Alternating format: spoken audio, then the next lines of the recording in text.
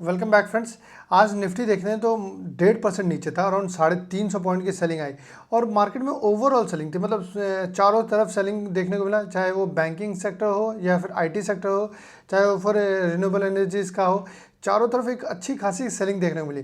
तो हम कुछ पॉइंट्स आज कवर करेंगे। एक तो सबसे पहला हमारा वोडाफोन आइडिया, जो आज काफ़ी ज़्यादा न्यूज़ में था, उसका क्या क्या हमें क्या आगे लगता है वो भी देखेंगे। दूसरा, एक बार हम आईटी सेक्टर को भी देख लेंगे, डोनाल्ड ट्रंप भी देख लेंगे और डोनाल्ड ट्रंप यूएस में बैठ के क्या कर रहे हैं। और हम कुछ एक उदय कोटक का जी का स्टेटमेंट आया, उसे भी एक बार मैं आपके लिए डिकोड करूंगा कि क्या था। ठीक है। और भी दो चार पॉइंट्स है, जैसे यूएस में एक स्टॉक था जो न्यूज़ मैक्स करके, उसका भी क्या हुआ, वो 1200% बढ़ा 2 दिनों में। तो वो भी क्या था, मैं उसके बारे में डिस्कस करेंगे। ठीक है। एक तो हम पहले हम अपनी मार्केट के बारे में देख लेते हैं। तो सबसे पहला जो न्यूज़ था वो वोडाफोन आइडिया का। वोडाफोन आइडिया में क्या हुआ कि गवर्नमेंट ने क्या किया, 37,000 करोड़ का जो डेट था उसको इक्विटी में कन्वर्ट कर लिया। अब आप देखेंगे तो गवर्नमेंट का जो स्टेक अराउंड 48-49% हो गया। तो एक चीज़ तो क्लियर हो गया कि गवर्नमेंट जिसके पास इतना ज़्यादा स्टेक हो गया, तो अब ये बैंकरप्ट नहीं होगा, क्योंकि गवर्नमेंट ही मेजर शेयर होल्डर है। और अब प्रोमोटर्स को देखेंगे तो वो अराउंड 26% के करीब आ गए। तो वो कंफर्टेबल है कि वो डाइल्यूट करने में कंफर्टेबल है। वो बोले भाई आप डेट को इक्विटी में कन्वर्ट कर लो, लेकिन हम डाइल्यूट कर लेंगे।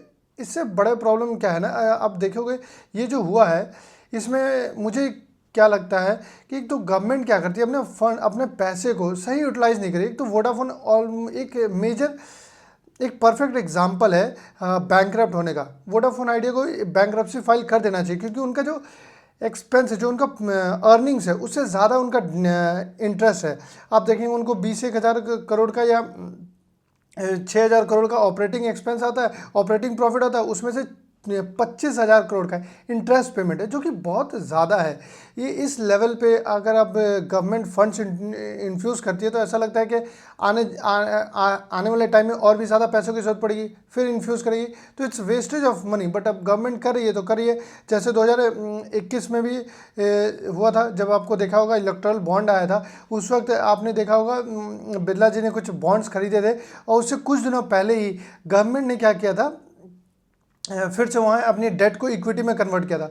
तो ये जो चल रहा है, अब क्या है, टैक्स पेयर का पैसा, आप चाहे जितना भी ज़्यादा जैसे जैसे चाहे वैसे यूटिलाइज करो, कोई बोलने वाला तो है नहीं।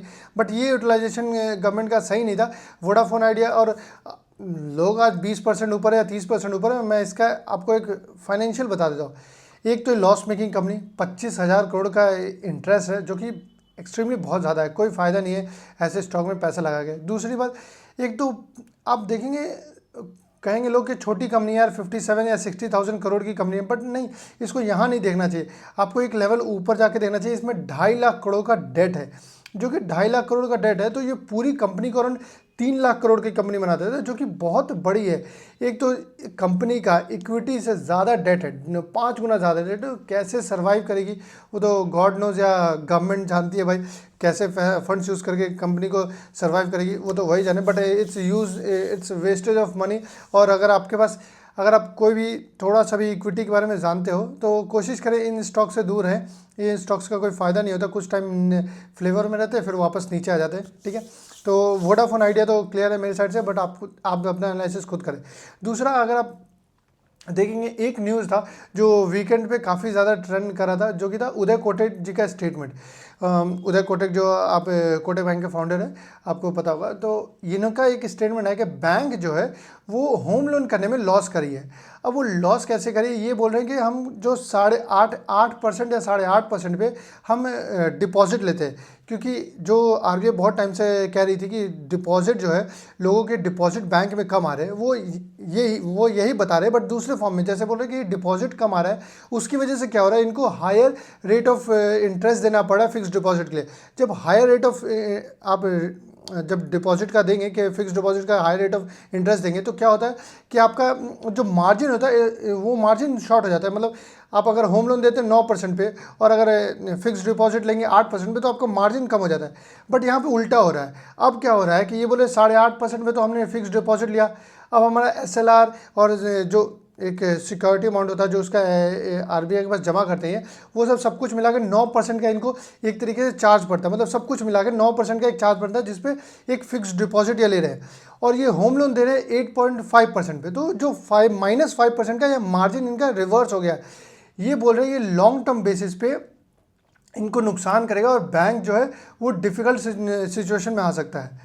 अब यहाँ दो सिनेरियो है, या तो बैंक जो है वो होम लोन करने के लिए रेट ऑफ इंटरेस्ट बढ़ा ले, होम लोन जो है उसका रेट ऑफ इंटरेस्ट बढ़ जाएगा, तो हाउसिंग जो लोन्स होते हैं वो महंगे हो जाएंगे।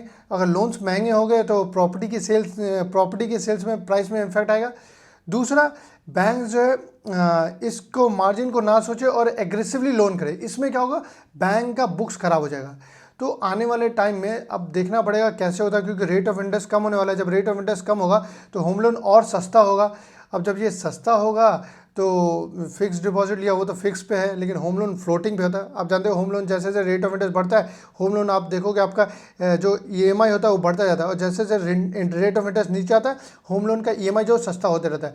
तो ये जब केस होता है, लेकिन फिक्स डिपॉजिट जो है फिक्स पे होता है। अगर 8 पे आपने बुक कर लिया तो आपने 8 पे बुक कर लिया, लेकिन होम लोन जो है ऊपर नीचे फ्लक्चुएट होता है। आने वाले टाइम में जैसे इंटरेस्ट रेट कम होगा तो ये बोले उस वक्त रिस्की बैंक जो है वो रिस्की एसेट बन जाएंगे। तो ये कंसर्न था जो उन्होंने रेस किया। जैसे उदय कोटक अगर कुछ बोलते हैं तो जनरली लोग सुनते हैं इनकी बातों को, क्योंकि ये बहुत ज़्यादा फोर साइटेड है, मतलब इनके पास अच्छी खासी नॉलेज और वो आगे का एक प्रेडिक्शन इनका अच्छा रहा है हमेशा से। तो एक व्यू था उनका जो आया, जो कि कंसर्निंग है, ऑब्वियस सी बात है। बट अब देखते हैं इसे कैसे बैंक से रिजॉल्व करते हैं। या तो बैंक्स क्या करेंगे, रेट ऑफ इंटरेस्ट बढ़ा लेंगे, या फिर अपने लोन बुक को कम कर लेंगे, होम लोन्स में नहीं देंगे ताकि उन्हें वो लॉस ना हो। यही दो केस हो सकता है, ठीक है। अब एक चीज़ और एक और पॉइंट था मैं यहाँ डिस्कस कर रहा हूँ, पंजाब एंड सिंध बैंक का। आज पंजाब एंड सिंध बैंक करीबन 18 या 20% गिरा। उसका रीज़न आप देखेंगे, रीज़न आपको कुछ खास देखने को नहीं मिलेगा। ये स्टॉक जब बढ़ा भी था, जब 10-15 रुपये से ऊपर जब बढ़ा भी था, तो ये स्टॉक जो है 10-15 ऊपर से ऊपर बढ़ के ये अराउंड देखोगे आप तो 50, 60, 70 रुपीज़ तक चला गया था। मतलब 7 गुना हो गया था विदाउट ईपीएस ग्रोथ। आप जाके इसका ईपीएस ग्रोथ देखें, अर्निंग पर शेयर जो होता है, मतलब कि एक शेयर पे कितना अर्न करे, वो एकदम स्टैगनेंट रहा, लेकिन स्टॉक वहाँ से 7 गुना हो गया। तो जब नीचे आ रहा है तो इसमें कोई चिंता की बात क्या है। जब बिना ईपीएस ग्रोथ के ऊपर गया था तो बिना ईपीएस ग्रोथ के नीचे भी आ रहा है। तो it's just like valuation expansion होता है, वैल्यूएशन कॉन्ट्रैक्शन हो रहा है, तो ये नॉर्मल है। ऊपर से अब 50% गिर चुका है, बट अभी भी शांति नहीं है। देखते हैं लस से आगे कब तक जाता है। बट एक बेयर मार्केट का एक निशानी होता है, एक मार्क होता है कि जहाँ से स्टॉक जो शुरू होता है वो वापस आके वहीं एंड होता है। तो अब देखते हैं वापस वहाँ तक आता है नहीं आता। बट अभी भी देखेंगे 2 का प्राइस टू बुक वैल्यू जो है 2 के है। प्राइस टू बुक वैल्यू जो है अभी भी 2 का है, जो कि इसका 10 साल या 10 साल का देखेंगे तो अराउंड 0.5 के करीब आता है। तो मतलब अभी भी मतलब एक्सट्रीमली अभी गिरना बाकी है। देखते हैं आगे क्या होता है। कुछ ऑब्वियस सी बात है, स्टॉक बहुत ज़्यादा गिरा तो कुछ बाउंस मिल जाएगा। बट अगर आपके पास है तो बाउंस पे आप सोचें आपको क्या करना है, किस स्टॉक में रहना है, क्योंकि इसका 98% जो होल्डिंग है वो गवर्नमेंट प्रेसिडेंट ऑफ इंडिया के पास है। तो जो 1.5% के करीब बाहर है, अगर किसी के पास है तो वो स्टॉक को कहीं भी घुमा सकता है।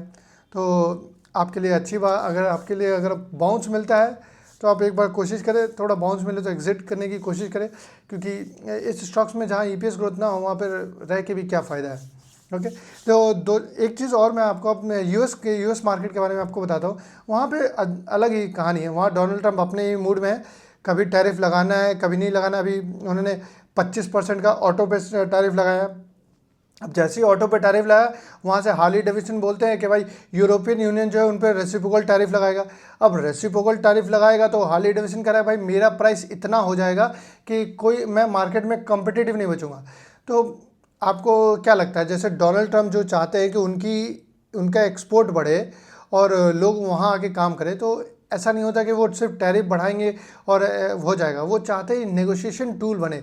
डोनाल्ड ट्रंप इतने टाइम से, जो कल 2 अप्रैल है तो लोग कह रहे हैं कि 2 अप्रैल को भाई डोनाल्ड ट्रंप लाएंगे, सबको टैरिफ लगा देंगे। ऐसा मुझे अभी भी लगता है कि डोनाल्ड ट्रंप जो है ना ये पॉस्चरिंग का काम है। मतलब आप पे टैरिफ लगाएंगे, आप आओगे भाई टैरिफ कम करो, तो आप वो बोलेंगे एक काम कीजिए आप इसका थोड़ा इस पे टैरिफ कम कर लीजिए, मैं भी इस पे कम करूँगा। तो इट्स जस्ट नेगोशिएशन। वो चाहते हैं नेगोशिएशन हो जाए, वो भी नहीं चाहते कि भाई यूएस की इकोनॉमी बिल्कुल रिसेशन में चले जाए। क्योंकि एस&पी ने जो वहाँ का जो रिसर्च हाउस था उन्होंने क्या किया है, S&P को डाउनग्रेड किया, S&P को अराउंड टारगेट जो है 6% से नीचे ला दिया, बोला नेक्स्ट 3 महीने में 6% का -6% का नीचे के साइड कट कर दिया टारगेट। और दूसरा रिसेशन के चांसेस जो 20% से 35% कर दिया, 35% चांसेस उन्होंने कर दिया कि रिसेशन आ सकता है। तो ये सब जो चीज़ें हैं, डोनाल्ड ट्रंप भी नहीं चाहते कि रिसेशन आए, वो बस चाहते हैं मार्केट में थोड़ा फेयरफुल है, थोड़ा बॉन्ड मार्केट नीचे आए, ताकि उनका जो 7 ट्रिलियन का आने वाले अक्टूबर में जो वो होने वाला रिन्यूअल है उनका 7 ट्रिलियन बॉन्ड्स का, वो लो रेट पे रिन्यू कर सके। तो वो सब कुछ सोच समझ के करें, बट अभी जो उनका जो कभी हाँ कभी ना वाला जो सीन है, वो थोड़ा सा मार्केट को चौपी रखता है हमेशा, कभी ऊपर चला जाता है, कभी नीचे चला जाता है। कल का भी यूएस मार्केट आप देखेंगे काफ़ी तेज़ी से नीचे गया, नैस्डैक 2% नीचे था, फिर वहाँ से रिकवर करके मार्केट एकदम फ्लैट बंद हुआ, तो इट वाज गुड। मुझे लगा नीचे से मार्केट रिकवर करता है, मतलब कोई बाइंग आया, ये एक अच्छी चीज़ है। तो मार्केट में थोड़ी शांति थी, बट वो अच्छा लगा। बट अब देखते हैं आने वाला कल क्या होता है, बट मुझे नहीं लगता ज़्यादा कुछ है। 2-3 महीने बाद कोई भी याद नहीं रहेगा ये क्या हुआ क्या नहीं हुआ, सब कुछ नॉर्मलाइज हो जाएगा। अगर आप लॉन्ग टर्म इन्वेस्टर्स हैं तो आपको सोचने की ज़रूरत नहीं है, अच्छी क्वालिटी के स्टॉक्स को पकड़े रहें। ये बस थोड़ा सा फेज़ है, आए हैं उन्होंने कुछ अपना नेगोशिएशन करेंगे, इसके बाद वो जैसे ही कंप्लीट हो जाएगा वो इन सबको बंद करेंगे। एक और चीज़ था, यूएस में क्या हुआ, न्यूज़ मैक्स करके एक नया केबल टीवी। अब मैं आपको ये इसलिए बता रहा हूँ क्योंकि रिटेल कितना ज़्यादा क्रेजी है अभी आज के टाइम में, वो यूएस में भी है। उसका एक एग्जांपल देता हूँ। न्यूज़ मैक्स करके एक केबल टीवी का स्टॉक लिस्ट हुआ कल। वो स्टॉक लिस्ट होने के बाद आज 1200% ऊपर है, मतलब 12x हो गया है 2 दिनों में सिर्फ। तो इट्स लाइक रिटेल कितना ज़्यादा, मतलब वैल्यूएशन का कुछ नहीं, कोई कुछ खास नहीं है, केबल टीवी नेटवर्क है बस वो, और उसका मतलब कोई खास एक्स्ट्राऑर्डिनरी बिजनेस नहीं है, बस उन्होंने लिस्ट करा है और 1212 टाइम। तो इट्स लाइक वहाँ भी लोग रिटेल हमारे यहाँ जैसे एनर्जी स्टॉक्स को जो ले गए 20% 30% या 30 गुना ऊपर ले गए, वहाँ भी ऐसा ही है। रिटेल ले गए स्टॉक को 1200% ऊपर, अब स्टॉक वहाँ से 50% करेक्ट हो जाएगा, लोग फंस जाएंगे।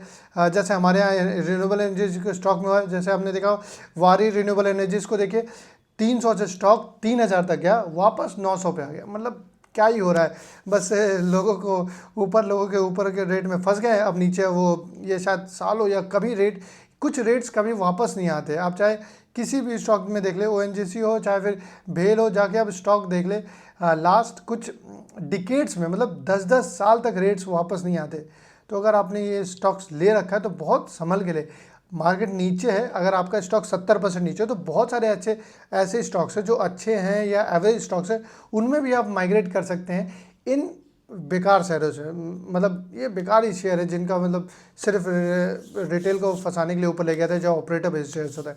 और एक चीज़ और है, कल एक स्टेटमेंट आया डोनाल्ड ट्रंप का, जो उन्होंने दिया कि भाई एलन मस्क शायद बहुत जल्दी वापस से अपनी कंपनी ज्वाइन करेंगे। ये टेस्ला के इन्वेस्टर्स के लिए अच्छी बात है भाई, क्योंकि एलन मस्क जब तक वहाँ रहेंगे पूरी यूएस में या पूरे वर्ल्ड में एक एलन मस्क या टेस्ला के अगेंस्ट रिवोल्ट चलता रहेगा। ये एक इशू है, जब एलन मस्क अगर डोज से बाहर आ जाएंगे तो रिवोल्ट कम हो जाएगा, जो कि टेस्ला के इन्वेस्टर्स के लिए अच्छा होगा। तो मैं भी यही चाहता हूँ कि थोड़ा वो अपने बिजनेस पे फोकस करें। उनके पास बहुत सारे स्टारलिंक है, एक्स है, टेस्ला है, क्या नाम है, स्पेस एक्स है, तो बहुत सारी कंपनीज है उनके पास। पता नहीं डोज के लिए कैसे टाइम निकालते हैं, बट अगर वो डोज से बाहर आते हैं और अगर वो अपने कंपनीज में फोकस करते हैं तो बहुत अच्छा होगा, क्योंकि ये जो टेस्ला के इन्वेस्टर्स हैं उनके लिए काफ़ी रिलीफ होगा कि भाई कम से कम कारों को जलाना और थोड़ा जो रिवोल्ट होता है वो टेस्ला के अगेंस्ट वो थोड़ा कम होगा।